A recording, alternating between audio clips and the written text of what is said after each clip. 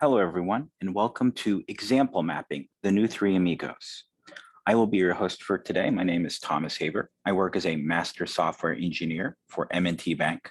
If you're curious about learning more about automation and DevOps practices, including example mapping, feel free to visit my team's blog at Red Green Refactor. Before I was in IT, I was a scientist for around a decade studying molecular fluorescence spectroscopy and microscopy. I'm also an avid board gamer, owning more than 3,000 games. I like to use Ruby Cucumber as my primary tool set to help teams adopt behavior-driven development, which we will be talking about shortly. And I have a lovely family here who I thank for being quiet during the recording of this presentation.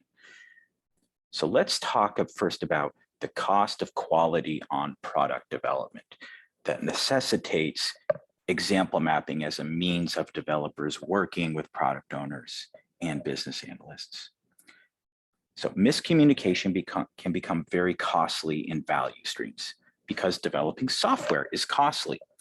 It's made more costly by the miscommunication that occurs between developers, testers, and analysts with regards to what actually needs to be built, which leads to a lot of rework. There's additionally miscommunication that can occur between those teams and the product owners, and further miscommunication occurs between what those product owners believe the market wants and what they actually deliver. The end result is creating a product that the end users may not actually enjoy or even want. Rework is the debt we pay as a result of miscommunication. So our goal should be to reduce the amount of rework and streamline the process for developers to be effective at the outset of determining what we need to build. Everyone comes into a team with different experiences and biases. This is akin to the parable of the blind men and the elephant. As the story goes, a number of blind men happen upon an elephant. They have no idea what an elephant is. So each of them feels different components of that elephant. Someone feeling the tusk says, hey, it's a spear. Someone feeling the ear say, it's a fan. Someone grabbing the tail says, it's a rope. Someone grabbing the legs say, hey, it's a tree trunk. Each individual in this circumstance has an accurate view of their own experience, but they don't understand the bigger picture. Having each of the blind men work together and create that bigger picture and a shared understanding will help the overall group understand what it is they're dealing with. The same thing happens in software development, and that is known as the cost of quality. The cost of quality is everything that we have to deal with beyond making it right the first time, which is known as the cost of production. So those preventive and appraisal costs associated with us doing checks, both quality assurance as well as quality control, as well as our failure costs, the costs associated with us having to do rework because we didn't build it right the first time. If you're looking to make improvements, then ideally what you want to say is from our total cost, post-activity improvement, we have some return on investment by likely reducing that failure cost, sometimes making that trade by adding in preventive costs like specifications or requirements workshops or example mapping sessions in this instance. The difference between what we set out to build and what we actually build and what the customers expect and what we actually build is known as the two quality gaps in software development. As producers, we typically care about meeting our requirements, building the right thing, building it the right way, making sure that it's on time and budget. What we set out to build and what we actually build is one of those gaps. The customers, meanwhile, don't care if something is like on budget or that it meets requirements. They care that it's fit for their use, that it's the right product, that their needs are met, and that they're treated well. What they expect out of the product and what we actually deliver to them is the customer quality gap. Our goal as an organization, as a team, should be to close those two quality gaps such that what we set out to build more closely aligns with what the customers expect, thereby reducing the amount of rework that we have to conduct. And that leads us to behavior-driven development. What is BDD? Behavior-driven development is a means of team collaboration where you reach a shared understanding about the work that needs to be done, and that work is framed in the reference of the customer because we're trying to close those two quality gaps. BDD uses requirements by example, collaboration amongst all members of the team that results in lower cost in resolving defects and automation in the form of business value. So for every single story that you would end up writing, the team comes together with some form of requirements workshop, in this case, example mapping, which is the topic of our session today. Every single requirement that we write is going to be in the form of an executable specification, a scenario that takes the viewpoint of the end user and how they will interact with the system, what they are hoping to accomplish. Once the team reaches a consensus on what that means, you will then automate those executable specifications and then implement the development code and have a suite of automated tests that are constantly added into your overall regression that you can confirm that this is the state of our application.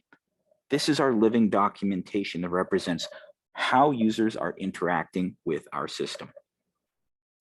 This is an effective means for people to come together and communicate. In some forms, people like to use templates.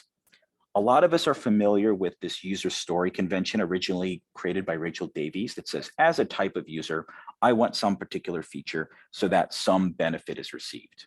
To give an example, as a bank customer, I want to view my current account balance so that I know my recent deposit went through. While templates like these are useful, sometimes features that describe technology updates or UI changes or system behavior don't really work with this model. The lesson learned from here is don't be stuck on using templates for the sake of templates. Jeff Patton, who popularized this model, has since said that you shouldn't be stuck on this. The team needs to be more flexible. It's more important about reaching that shared understanding through a common language than it is just simply using a template. BDD is powerful in that we have a single source of truth that exists as our living documentation. Our examples that we come together and write elaborate our requirements. Our examples also become our tests, and our tests verify those requirements. We don't want to have multiple sources of truth within our application. We want to have a single source of truth in a common language of shared understanding. This reduces the cost of that rework that has to occur and encourages you to build it right the first time. We want to eliminate that waste for developers. The collaboration aspect is having those team members come together in the requirements writing process with their own experiences and sharing them to reach a shared understanding for the work that needs to be done. So that way, work that enters the team space is actually ready and doesn't need to have back and forth while you're going through, say, a sprint. The other benefit is that living documentation. Your executable specifications, your examples that you're working with represent the state of the system. So those scenarios that are your automated tests are your living documentation. You want to write them in domain-specific terms as well to describe the behavior of the application. Again, having that shared understanding amongst the team. And that leads us to example mapping, one of the practices to help us implement BDD and reduce waste. In example mapping, you start off with a single user story. As per convention, typically stories have the 3 C's: a card, a conversation, and a confirmation. Again, this is just a jumping off point for the work amongst the team. That card is where you write your user stories. It used to be on physical cards. Now we're all using digital forms, whether it be Trello or Jira projects or ADO backlogs. The card doesn't have to contain all the information, though, in the requirement. It's a token, a representation of the work to be done, and it should be just enough for people to understand and begin the work. So it's a promise that you're going to have this conversation, which is an exchange of ideas and opinions amongst members of the team, not just one person. The conversation will take place over time, and during that time, you're going to go through estimation and planning, and it will be something that is verbal. and supported by documentation, such that when the team says, we're going to take on this work, it is actually ready to go and doesn't need to be further refined after you've actually implemented it. The confirmation takes the form of an acceptance test. For complex stories, confirmation using examples is preferred. You want to make sure the confirmation has an executable specification. In other words, your work needs to actually be testable to confirm that you built what you set out to build. In this session between product owner, developers, business analysts, you want to have what's called a structured conversation. And that's what example mapping actually implements. It's that facilitated exchange of ideas that is collaborative in nature. So everyone participates, provides their own background. You have diverse perspectives. So that way you have the different roles on the team represented. It should be short, time box to say 30 minutes or 1 hour, so you can fit it within your meeting Tetris for the day. It should have a progressive focus, capturing the progress of the workshop in real time. No notes to summarize after, you capture it there and then. And it should be consensus. That is to say that at the end of that session, everyone should have concrete examples that they can work from and understand what needs to be done. So here is the aforementioned example map. Example mapping was originally created by Matt Wynn, he of Cucumber fame. In a session, you start with a single user story. For that user story, you generate a number of business rules written on these blue cards. These business rules are the logic to be implemented by the developers in the form of, say, acceptance tests. For each business rule, you'll come up with one or more examples written on green cards. And then along the way, any questions team members may have are captured on red cards to be taken outside the session and answered by maybe an architect or a third-party vendor or someone else who's an application subject matter expert who can help you understand the story. To be specific about the process is the user stories written on those yellow cards and placed at the top. You are focused on just a single user story in each example mapping session. The acceptance criteria are the blue business rules. The examples are the green cards, describing in a single sentence or potentially more than that, what exactly it is going to occur from the user's perspective.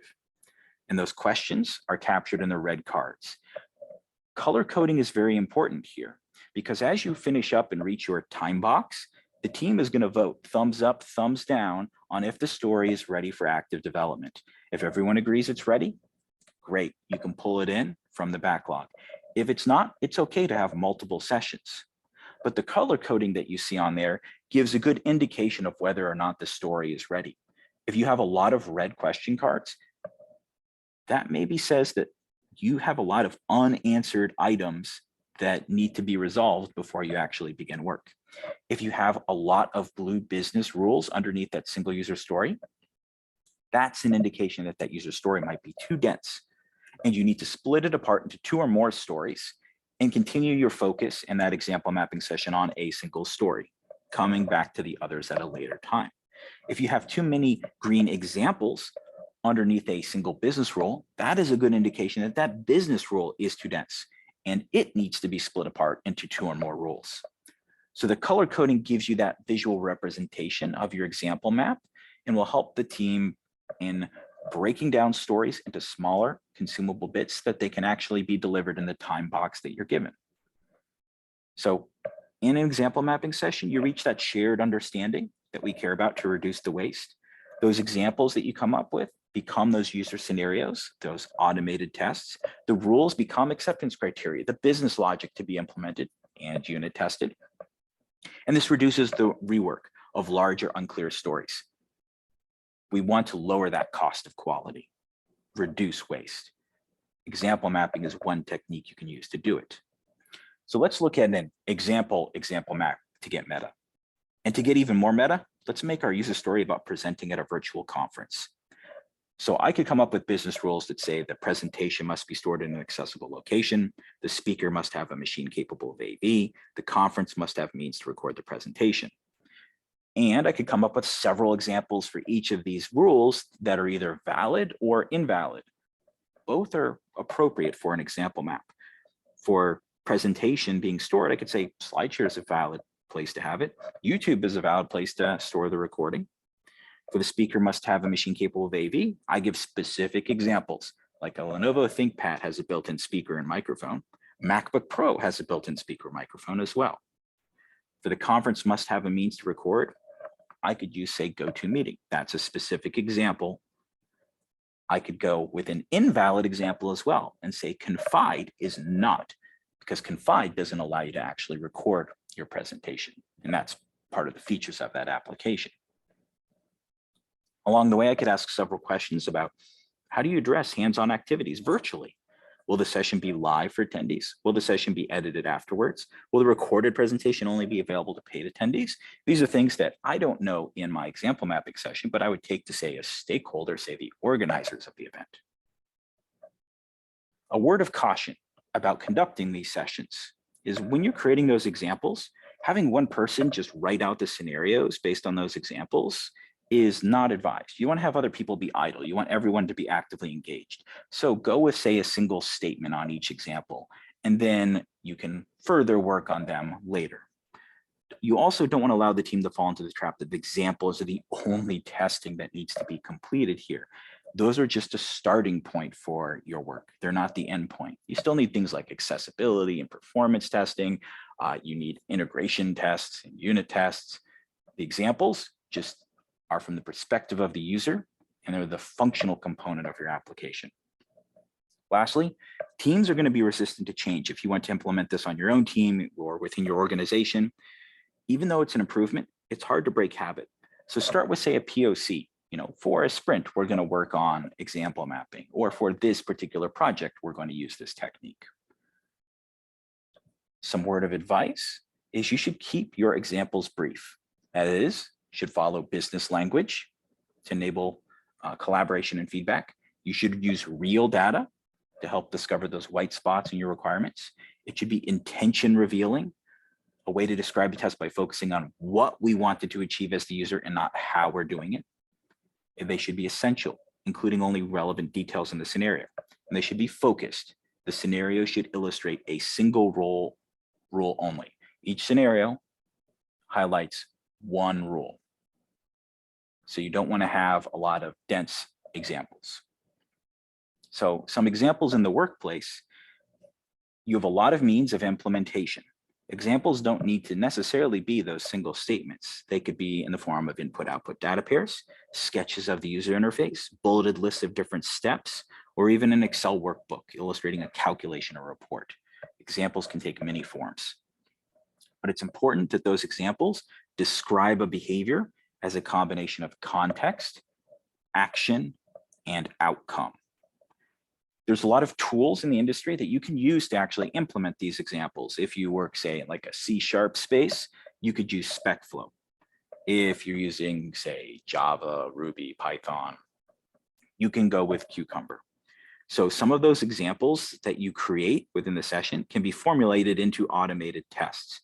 We want those because those represent the living documentation of our application and confirm we've implemented the behavior we set out to do. You can do something as simple as create an example mapping session on a digital whiteboard like Miro. You don't have to necessarily do it with everyone in the one room because we're all working now in a remote and/or hybrid circumstance. But it's important to follow along with the full path of example mapping of creating those executable specifications, because that puts you at the locus of automated tests, living documentation, and executable specifications. Lastly, if you want to be able to track your progress along this path and say, all right, how are we showing that we're actually implementing this correctly? One is you could look at your percent business rule. That is the number of business rules with specifications over the total number of business rules that you have created. So this is effectively business test coverage to make sure that for application functionality, you have appropriate coverage.